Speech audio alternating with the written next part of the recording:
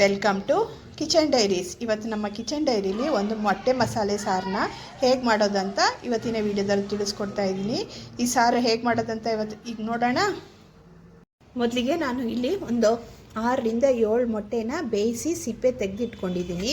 ಇದು ಸೈಡಲ್ಲಿರಲಿ. ಈಗ ಇದಕ್ಕೆ ಮಸಾಲೆಗೆ ನಾನಿಲ್ಲಿ ಸ್ವಲ್ಪ ಬೆಳ್ಳುಳ್ಳಿನ 2 ಚಿಕ್ಕ ಚಿಕ್ಕ ಬೆಳ್ಳುಳ್ಳಿನ ಸುಲಿದಿಟ್ಕೊಂಡಿದ್ದೀನಿ. ಹಾಗೆ 1 ಸ್ಪೂನಷ್ಟು ಸೋಂಕಾಳು, ಒಂದು 4ರಿಂದ 5 ಬ್ಯಾಡಗಿ ಮೆಣಸಿನ್ಕಾಯಿ, ಸ್ವಲ್ಪ ಕರ್ಬೇವಿನ ಸೊಪ್ಪು ಇಟ್ಕೊಂಡಿದ್ದೀನಿ. ಹಾಗೆ ಒಂದು ಮುಷ್ಟಿಯಷ್ಟು ಸಾಂಬಾರು ಈರುಳ್ಳಿನ ಬಿಡಿಸಿ ಇಟ್ಕೊಂಡಿದ್ದೀನಿ. ಹಾಗೆ 2 ಟೊಮೆಟೊನೂ ತೆಗೆದಿಟ್ಕೊಂಡಿದ್ದೀನಿ. ಸ್ವಲ್ಪ ಗೋಡಂಬಿನ ತಗೊಂಡಿದ್ದೀನಿ. ಇಷ್ಟನ್ನು ರೆಡಿ ಮಾಡಿ ಇಟ್ಕೊಂಡಿದ್ದೀನಿ. ಹಾಗೆಯೇ ಅರ್ಧ ಹೋಳಷ್ಟು ತೆಂಗಿನಕಾಯಿನ ಸಣ್ಣ ಸಣ್ಣದಾಗಿ ಕಟ್ ಮಾಡಿ ಇಟ್ಕೊಂಡಿದ್ದೀನಿ. ಈಗ ಸ್ಟವ್ ಮೇಲೆ ಒಂದು ಬಾಣಲೆ ಇಟ್ಕೊಂಡು ಅದಕ್ಕೆ 1 ಟೇಬಲ್ ಸ್ಪೂನಷ್ಟು ಎಣ್ಣೆನ ಸೇರಿಸ್ಕೊಳ್ತಾ ಇದ್ದೀನಿ. ಎಣ್ಣೆ ಬಿಸಿ ಆದಮೇಲೆ ಇದಕ್ಕೆ ಸ್ವಲ್ಪ ನಾನು ತೆಗೆದಿಟ್ಕೊಂಡಿದ್ನಲ್ಲ ಸೋಂಕಾಳುಗಳನ್ನ ಸೇರಿಸ್ಕೊಳ್ತಾ ಇದ್ದೀನಿ. ಹಾಗೆಯೇ ಬೆಳ್ಳುಳ್ಳಿನೂ ಸೇರಿಸ್ಕೊಳ್ಳೋಣ. ಬೆಳ್ಳುಳ್ಳಿ ಮತ್ತು ಕರ್ಬೇವಿನ ಸೊಪ್ಪು ಅದನ್ನು ಸೇರಿಸ್ಕೊಳ್ಳೋಣ.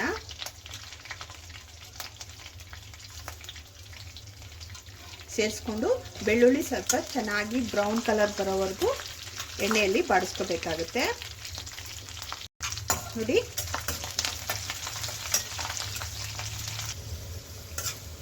ಈಗ ನೋಡಿ ಬೆಳ್ಳುಳ್ಳಿ ಚೆನ್ನಾಗಿ ಕೆಂಪು ಕಲರ್ಗೆ ತಿರುಗಿದೆ. ಈ ಟೈಮಲ್ಲಿ ನಾವು ತೆಗೆದಿಟ್ಕೊಂಡಿರ್ತೀವಲ್ಲ ಸಾಂಬಾರು ಈರುಳ್ಳಿನ ಇದ್ರ ಜೊತೆಗೆ ಸೇರಿಸ್ಕೋಬೇಕು. ಸೇರಿಸ್ಕೊಂಡು ಈರುಳ್ಳಿನೂ ಚೆನ್ನಾಗಿ ಬಾಡಿಸ್ಕೋಬೇಕಾಗುತ್ತೆ. ಈರುಳ್ಳಿನ ಹಾಕೊಂಡ್ಮೇಲೆ ನಾನಿಲ್ಲಿ ಟೊಮೆಟೊ ತೆಗೆದಿಟ್ಕೊಂಡಿದ್ದೀನಲ್ಲ ಅದನ್ನು ಇದ್ರ ಜೊತೆ ಸೇರಿಸ್ಕೊಂಡು ಚೆನ್ನಾಗಿ ಬಾಡಿಸ್ಕೋಬೇಕು. ಈರುಳ್ಳಿ ಮತ್ತು ಟೊಮೆಟೊ ಚೆನ್ನಾಗಿ ಮೆತ್ತಗಾಗಬೇಕು. ಜೊತೆಗೆ ಬ್ಯಾಡಗಿ ಮೆಣಸಿನ್ಕಾಯಿ ತೆಗೆದಿಟ್ಕೊಂಡಿದ್ವಲ್ಲ ಅದನ್ನು ಸೇರಿಸ್ಕೋಬೇಕು. ಇಷ್ಟನ್ನು ಚೆನ್ನಾಗಿ 2 ನಿಮಿಷಗಳ ಕಾಲ ಚೆನ್ನಾಗಿ ಬಾಡಿಸ್ಕೋಬೇಕು. ನೋಡಿ, ಟೊಮೆಟೊ ಈರುಳ್ಳಿ ಸ್ವಲ್ಪ ಮೆತ್ತಗಾಗಿದೆ. ನೋಡಿ, ಈ ಟೈಮಲ್ಲಿ ನಾನು ಸ್ವಲ್ಪ ಗೋಡಂಬಿನ ಸೇರಿಸ್ಕೊಳ್ತಾ ಇದ್ದೀನಿ. ಹಾಗೆ ತೆಗೆದಿಟ್ಕೊಂಡಿದ್ನಲ್ಲ ತೆಂಗಿನಕಾಯಿ ಅದನ್ನು ಇದ್ರ ಜೊತೆಗೆ ಸೇರಿಸ್ಕೊಂಡು ಚೆನ್ನಾಗಿ ಬಾಡಿಸ್ಕೊಳ್ಳೋಣ.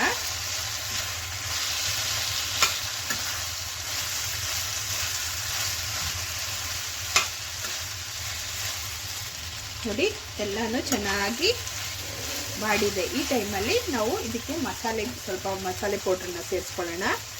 ಈಗ ನಾನು ಇದಕ್ಕೆ ಸ್ವಲ್ಪ ಅರಿಶಿನ ಪುಡಿನ ಹಾಕ್ಕೊಳ್ತಾ ಇದ್ದೀನಿ. ಒಂದು 1/4 ಚಮಚದಷ್ಟು ಹಾಕ್ಕೊಂಡ್ರೆ ಸಾಕು. ಮತ್ತು ಒಂದು ಸ್ವಲ್ಪ ಚಿಲ್ಲಿ ಪೌಡ್ರನ್ನ ಸೇರಿಸ್ಕೊಳ್ತಾ ಇದ್ದೀನಿ. ಹಾಗೆಯೇ ಸ್ವಲ್ಪ ಗರಂ ಮಸಾಲೆನ ಸೇರಿಸ್ಕೊಳ್ತಾ ಇದ್ದೀನಿ. ಇದ್ರ ಜೊತೆಗೆ ಒಂದು ಸ್ವಲ್ಪ ಉಪ್ಪನ್ನು ಆ್ಯಡ್ ಮಾಡ್ಕೊಳ್ಳೋಣ. ನೋಡಿ, ಸ್ವಲ್ಪ ಉಪ್ಪನ್ನು ಆ್ಯಡ್ ಮಾಡಿಕೊಂಡು ಚೆನ್ನಾಗಿ ಮಿಕ್ಸ್ ಮಾಡ್ಕೊಳ್ಳೋಣ. ಮಿಕ್ಸ್ ಮಾಡ್ಕೊಂಡ್ಮೇಲೆ ಸ್ಟವ್ ಫ್ಲೇಮ್ನ ಆಫ್ ಮಾಡ್ಕೊಳ್ಳೋಣ. ಇಲ್ಲಿ ಉಪ್ಪು ನಿಮ್ಮ ಟೇಸ್ಟಿಗೆ ತಕ್ಕಂಗೆ ನೀವು ಹೆಚ್ಚು ಕಮ್ಮಿ ಮಾಡಿಕೊಂಡು ಹಾಕ್ಕೊಳ್ಳಿ. ಈಗ ಸ್ಟವ್ ಫ್ಲೇಮ್ನ ಆಫ್ ಮಾಡಿ ಇದು ತಣ್ಣಗಾದ್ಮೇಲೆ ಇದನ್ನು ಸ್ವಲ್ಪ ಗ್ರೈಂಡ್ ಮಾಡ್ಕೊಂಡು ಬರಬೇಕಾಗುತ್ತೆ. ಗ್ರೈಂಡ್ ಮಾಡಬೇಕಂದ್ರೆ ತುಂಬ ನೈಸಾಗಿ ಮಾಡಬಾರ್ದು, ಸ್ವಲ್ಪ ತರಿ ಇರಬೇಕು. ಆ ಥರ ಗ್ರೈಂಡ್ ಮಾಡ್ಕೊಂಡು ಬರಬೇಕು. ಈಗ ಮೊದಲು ಇದು ತಣ್ಣಗಾಗಲಿ. ಈಗ ನೋಡಿ, ಮಸಾಲೆ ಎಲ್ಲ ತಣ್ಣಗಾಗಿದೆ. ಈಗ ಮಿಕ್ಸಿ ಜಾರ್ಗೆ ಹಾಕ್ಕೊಂಡಿದ್ದೀನಿ. ಈಗ ಇದನ್ನು ಗ್ರೈಂಡ್ ಮಾಡ್ಕೊಂಡು ಬರೋಣ. ನೋಡಿ, ಗ್ರೈಂಡ್ ಮಾಡ್ಕೊಂಡು ಬಂದಿದ್ದೀನಿ. ತುಂಬ ನೈಸಾಗಲ್ಲ, ಸ್ವಲ್ಪ ತರಿಯಾಗಿ ಗ್ರೈಂಡ್ ಮಾಡ್ಕೊಂಡು ಬಂದಿದ್ದೀನಿ. ಈಗ ಇದು ಸೈಡಲ್ಲಿರಲಿ. ಈಗ ಮತ್ತೆ ಸ್ಟವ್ ಮೇಲೆ ಒಂದು ಬಾಣಲಿ ಇಟ್ಕೊಂಡಿದ್ದೀನಿ. ಅದಕ್ಕೆ 1 ಟೇಬಲ್ ಸ್ಪೂನಷ್ಟು ಎಣ್ಣೆನ ಸೇರಿಸ್ಕೊಳ್ಳೋಣ. ಎಣ್ಣೆ ಚೆನ್ನಾಗಿ ಬಿಸಿ ಆಗಲಿ.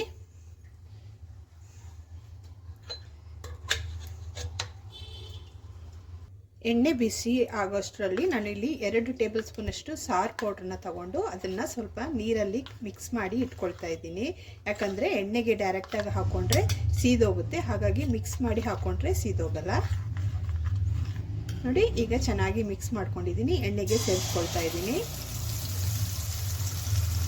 ಈಗ ಚೆನ್ನಾಗಿ ಅದರ ಹಸಿ ವಾಸನೆ ಹೋಗೋವರೆಗೂ ಚೆನ್ನಾಗಿ ಮಿಕ್ಸ್ ಮಾಡ್ಕೋಬೇಕು.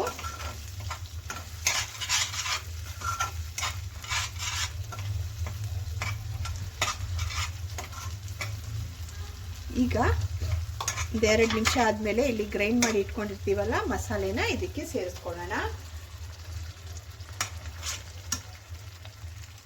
ನೋಡಿ, ಹಾಕ್ಕೊಂಡು ಚೆನ್ನಾಗಿ ಮಿಕ್ಸ್ ಮಾಡಿ ಇದು ಒಂದು 5 ರಿಂದ 10 ನಿಮಿಷ ಚೆನ್ನಾಗಿ ಕುದಿಬೇಕು. ಕುದ್ದು ಸೈಡಲ್ಲೆಲ್ಲ ಎಣ್ಣೆ ಬಿಟ್ಕೋಬೇಕು, ಅಲ್ಲಿವರೆಗೂ ಕುದಿಸ್ಕೋಬೇಕಾಗುತ್ತೆ ಲೋ ಫ್ಲೇಮಲ್ಲಿ. ನೋಡಿ, ಈಗ ಕುದಿಯೋದಕ್ಕೆ ಸ್ಟಾರ್ಟ್ ಆಗಿದೆ. ಈ ಟೈಮಲ್ಲಿ ಸ್ವಲ್ಪ ಕರ್ಬೇವಿನ ಸೊಪ್ಪನ್ನು ಹಾಕೊಳ್ತಾ ಇದ್ದೀನಿ. ಜೊತೆಗೆ ಇಲ್ಲಿ ನಾನು ಜೀರಿಗೆ ಮತ್ತು ಮೆಣಸು ಎರಡನ್ನೂ ಹುರಿದು ಪೌಡ್ರ್ ಮಾಡಿ ಇಟ್ಕೊಂಡಿದ್ದೆ, ಅದನ್ನು ಸೇರಿಸ್ಕೊಳ್ತಾ ಇದ್ದೀನಿ. ಸೇರಿಸ್ಕೊಂಡು ಒಂದ್ಸಲ ಮಿಕ್ಸ್ ಮಾಡಿ ಒಂದು 10 ನಿಮಿಷ ಕುದಿಯೋದಕ್ಕೆ ಬಿಡಿ.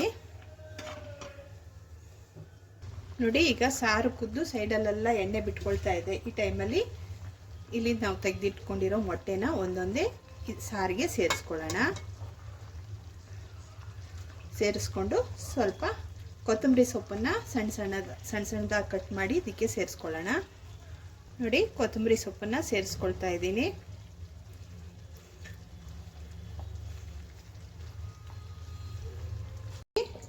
ಹತ್ತು ನಿಮಿಷದಿಂದ ಸಾರು ಕುದೀತಾ ಇದೆ. ಸಾರು ಚೆನ್ನಾಗಿ ಕುದ್ದು ಮಸಾಲೆ ಎಲ್ಲ ಚೆನ್ನಾಗಿ ಸೆಟ್ ಆಗಿದೆ. ಈಗ ನಾನು ಫ್ಲೇಮ್ನ ಆಫ್ ಮಾಡಿ ಇದನ್ನು ಸರ್ವಿಂಗ್ ಬೌಲ್ಗೆ ಸರ್ವ್ ಮಾಡ್ಕೊಳ್ತೀನಿ. ಸರ್ವಿಂಗ್ ಬೌಲ್ಗೆ ಸರ್ವ್ ಮಾಡ್ಕೊಂಡಿದ್ದೀನಿ. ತುಂಬಾ ಟೇಸ್ಟಾಗಿದೆ ಸಾರು.